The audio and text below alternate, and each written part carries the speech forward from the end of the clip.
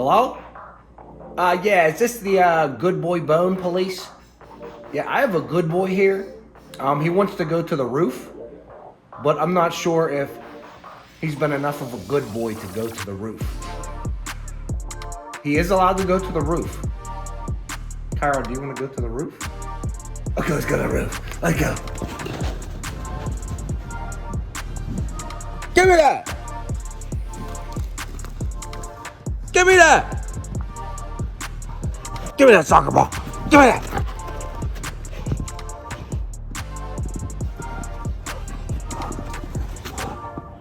Can I have it? Let me have it. Let's go! Hey! Hey! Hey!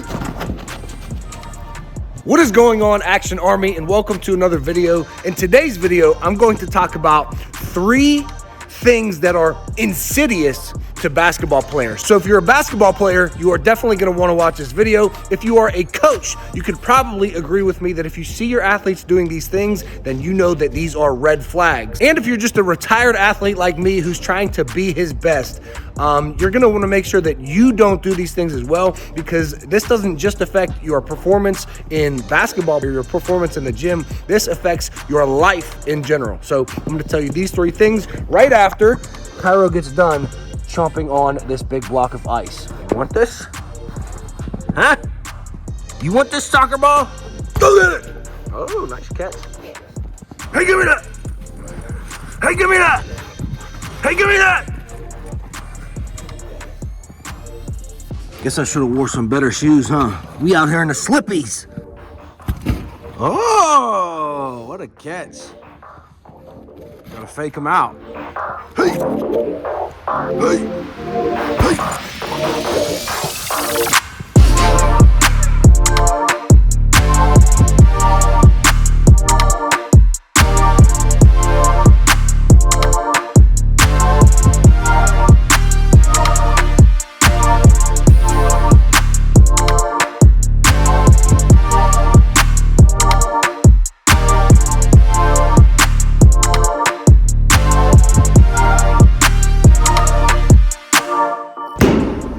Action Army, I have great news. What is the great news? The good news is, or the great news is, my ankle is feeling pretty good. I have been rehabbing. I know it's only been a couple days, but guys, I was skipping a lot of my ankle rehab before. It's when you do it every day, sometimes twice a day, sometimes I'll be like, man, I just did it this morning. I don't got to do it tonight. Or I just did it yesterday. I don't got to do it today. But I've been sticking very strictly on my ankle rehab, and I'm gonna continue to do so because now we know my ankle is not good. But we're on 9-6 today, medium intensity day, and my ankle feels pretty good. So I don't think we took too far of a step backwards when I hurt my ankle at LA Fitness. So let's hit this 9-6, and then let's talk about 3 insidious habits that you as a basketball player want to avoid. Let's get it.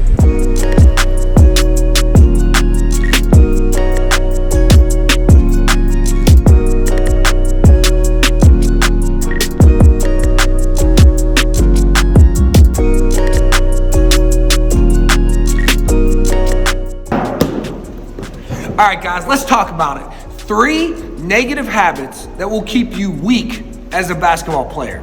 3 insidious habits that if you have any one of these 3 habits, I promise you, you will never maximize your potential as a basketball player. You will never make it to the league. You will never go D1. You will never maximize your potential. You will not even be the best coach or trainer that you could possibly be if you have any one of these 3 things. And I'm gonna start this first one off by telling you a story about when I almost fought a referee in a men's league game. Imagine that, getting so mad over a men's league game, not pro, not college, a men's league game, that you almost assault a referee. So not one of my proudest moments, but here in Pittsburgh, I play in a variety of men's league. Well, I did before I hurt my ankle, but I play in one certain men's league that has a lot of good competition. There's college players, there's ex-college players, there's pro players and ex-pro players, and it's probably one of the best leagues in Pittsburgh that you can play in. So, and it's called Grit Athletics. And One day, I'm playing at Grit on a Friday night, and on my team, I have 2 pro players, I have a couple college players, so our team is stacked, but we're playing against a really good team as well. And picture this, there's about 20 seconds left, and we're down by 3 points, and we don't have any timeouts. And one of the guys on my team scores a layup with about 18 seconds left, and the other team just doesn't inbound the ball. They literally just don't inbound the ball. We don't have any timeouts, so the clock is running, and 18 seconds runs off of the clock, and game over, refs blow the whistle. And I'm like, I go up to the ref and I start arguing with him, and I'm like, how can they just let 18 seconds run off the clock without inbounding the ball? How? And he's arguing with me and I'm arguing back, and eventually he goes, why are you so angry about a men's league game, bro? It's just a men's league. Why are you so mad? And my response was, and I'm not proud of this, but my response was, you're gonna be the one who's mad when I punch you in your fucking head. That's my response. Now, once again, not one of my best moments to assault or threaten to assault a referee over a men's league game. However, I ended up apologizing to him afterwards, which is a story for another day, because I was like, dude, you can either accept my apology or not. I'll be honest, if I was you, I'm not sure that I would accept my apology. That was uncalled for, that was out of character, but that's a different story. So after that happened, before I apologized to him, I'm all pissed off, and I go over to the bench, and I'm so mad, especially because I just got in an argument with this referee. And I sit down on the bench, and I look at one of the pro players, actually his name's Jawan, that one of the guys that I train, and I'm like, can you believe that? Can you believe how bad these fucking refs are? And he's just staring off into space. He's like, nah, bro, we should have been whooping their ass so bad that it don't matter what the referees did. And I'm like, wow, what a way to look at it. What a lens. I'm like, bro, where's your binoculars? Can I look through those? Because I need a different perspective. That is brilliant. We should be whooping their ass so bad that it doesn't matter if the referees are good or not. Referees are going to make bad calls. I see it all the time as a coach. You see it all the time as a coach, or if you're a player, you know that the referees are going to make bad calls. But this is the insidious habit number 1, that if you have this, you will never maximize your potential as a basketball player. It is blaming other people. And this is all that I want to say. The result is the result. It is what it is. The scoreboard is the scoreboard, whether the ref called a good game or a bad game, or whether your player made a bad pass or you missed the shot or whatever happened. You cannot blame other people. The result is the result. And I go through this with my team, and I had to explain to my high school team, because everybody, it's just a culture of blaming other people. So I had to say at the beginning of the season, listen, that is not going to help anything. You will never maximize your potential as basketball players if you're just pointing fingers. This is his fault, this is his fault, this is his fault. If everybody takes responsibility for themselves and we all play the best that we can possibly play, then we will win games. And now you can see the culture of my team start to shift a little bit, and now you see at the end of the game, whether we won or lost, a lot of the times some of the reflection comes after we lose, and we're in the huddle and we're about to say, we some dogs on 3, 1, 2, 3, we some dogs.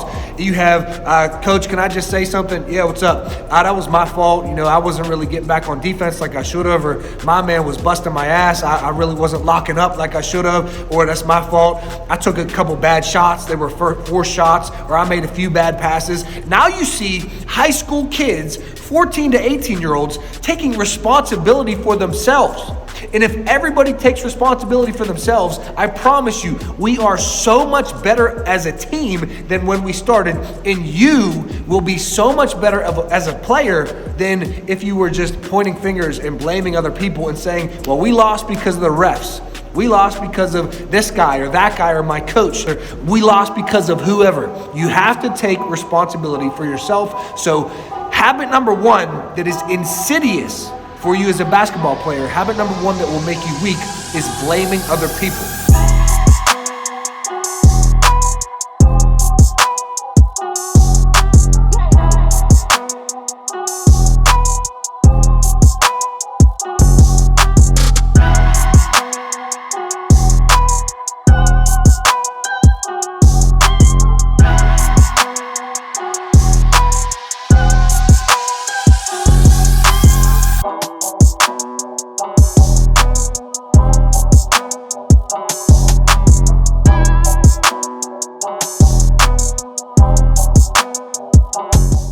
number 2, guys, is inconsistency. Inconsistency, or showing up, not all the time, showing up when you feel like it. So this one is kind of crazy with the kids who go to my school, and it's the culture from where I'm at, and we have to do a better job as coaches at motivating these athletes to come to practice. But at a certain point, if you don't want to do what it takes as a player, I'm not going to sit here and beg you. So we struggle with this with my high school team. Yesterday at practice, there was 14 kids there, and we have 25 kids on the team. So 11 kids didn't make it to practice. And today I asked them, why didn't you make it to practice? Some people said, oh, I had to babysit, or I had to do this, or I had a doctor's appointment, I had a dentist appointment. A couple kids said, I'm going to be honest with you, coach, I just didn't feel like coming, which I can respect it. But at the beginning of the season, this is what I did with my athletes in high school. At the beginning of the season, I said, raise your hand if you want to go pro in basketball. If you want to go to the NBA or play overseas, or raise your hand if you even want to go D1 or D2 or D3 or play college ball at all. Please raise your hand. About 90% of the athletes raised their hand. And for the other athletes who didn't raise their hand, it's because they play different sports and they wanted to go to college to play, baseball or football instead of basketball. So I said, okay, great. Now raise your hand if you would like me to hold you to the highest standard that I believe you should be held to, because I understand your potential and I know the type of individuals you could be, and I know the type of players that you could be. Please raise your hand if you would like me to hold you to a higher standard, to set the bar high as a team. Everybody raises their hand. Everybody says, I want to be held to a higher standard. So I'm telling you, and I tell my players all the time, and I say this so much that you're probably sick of hearing it. There is a disconnect for so many people in where you want to be and what you do on a daily basis. There's a disconnect. There's a disconnect between your goals and your dreams and what you do on a normal basis, because what you are doing is not going to move you towards your goals and dreams. Skipping practices, sleeping in, not eating right, skipping workouts. So let's say this, let me take responsibility for myself. I say that I want my ankle to be fixed. I want stronger ankles than I ever had before. I want a stronger body than I ever had before. I want a 43-inch vertical jump. That's my goal, that's my dream. If we bring it back to what I was doing on a daily basis, I wasn't doing my ankle rehab every single day. So how can I possibly expect to be at a 43-inch vertical jump with stronger ankles than I had before I sprained it? I can't. I'm delusional if I think that's going to happen. And my players are delusional, and you are delusional. You are delusional if you think that you are going to make it to the NBA or D1 without staying consistent and just showing up whenever you feel like showing up. So as a coach, this is a big red flag. We can say, hey, you need to be at practice. Hey, if you don't come to practice, you're going to run. But eventually you have to want it, and you have to put in the work, and you have to stay consistent. So habit number 2 that is insidious for you as a player or a coach or a trainer or to be successful in life, period, is inconsistency. You can't just show up when you feel like showing up. You have to show up all the time, whether you feel like it or not. You can't rely on motivation. You have to rely on discipline. Do it whether or not you feel like it, as long as it moves you towards your goals. So if these are your goals and this is what it takes, you have to do what it takes, or you cannot expect to achieve your goals.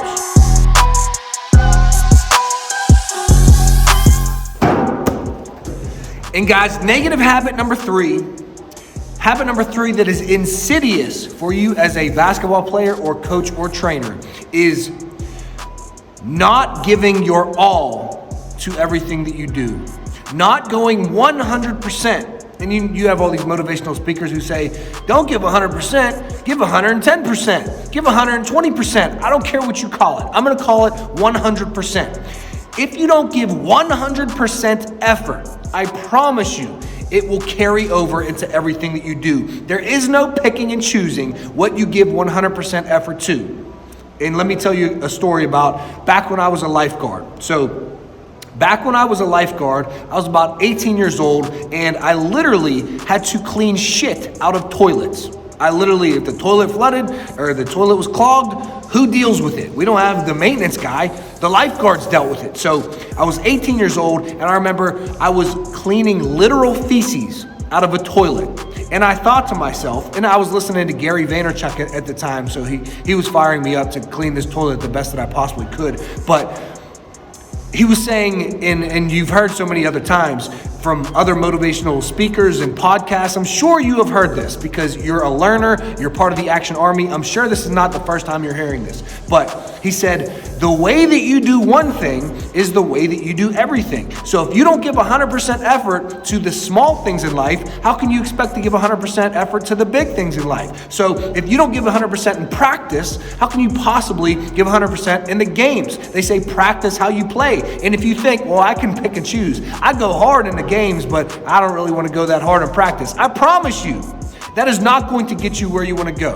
That is not going to take you to the league or D1, D2, D3. That is not going to help you become the best that you could be. So when I was a lifeguard and I'm cleaning shit out of a toilet, I thought to myself, I can be all grossed out and clean this, half-ass, no pun intended, and just, kind of get it clean because I don't really want to be cleaning poop out of a toilet. This really isn't my passion and my purpose in life. But then Gary Vaynerchuk, I had my headphones in as I'm cleaning the bathroom and he's barking in my ear. And I'm just like, I'm going to clean this toilet.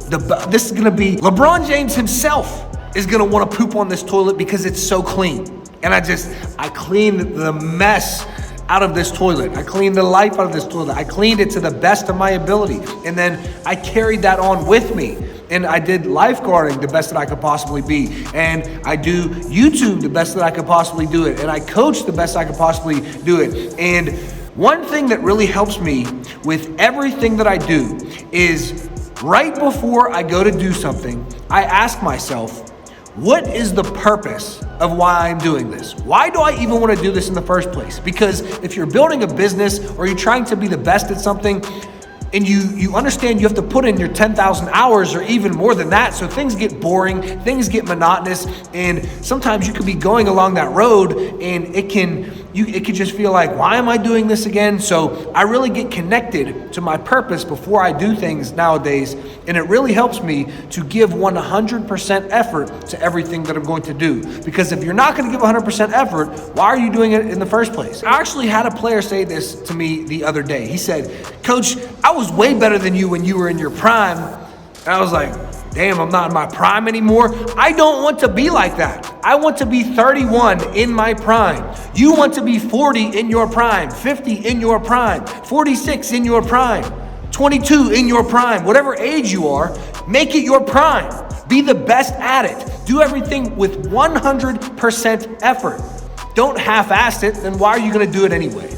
Why would you do it anyways if you're not going to do it the best of your ability, no matter what it is in life? And do the small things the same way that you are going to do the big things, because everything carries over in life. You can't pick and choose to be a beast at this thing. Well, I'm going to be beast mode right here, but over here I'm just going to give half-ass effort.